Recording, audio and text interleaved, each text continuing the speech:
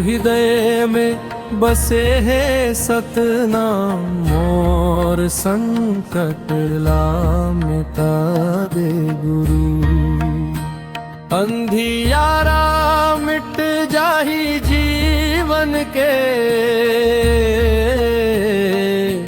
ज्ञान के दिया जला दे गुरु। मन खेत समान सिखाए, झूठा अभिमान भुला दे गुरु। शतपात के बंधन तोड़ के, सच्चाई के राह दिखा दे गुरु।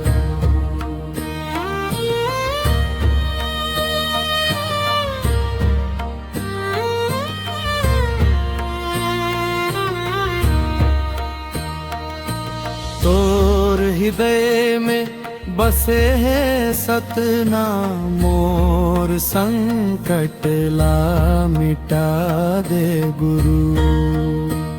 अंधियारा मिट जाही जीवन के, ज्ञान के दिया जला दे गुरु। भूखेला रोटी नंगेला चोला, सेवा के भाव जगा दे गुरु। दीन दुखी के आंसू पोंछ के, ममता के मोल सिखा दे गुरु। तोर हृदय में बसे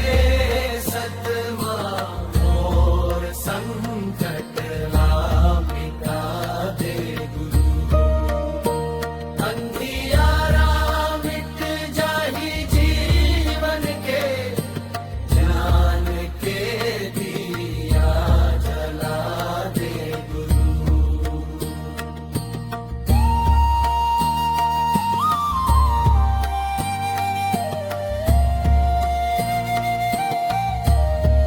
सतनाम के राह दिखा के,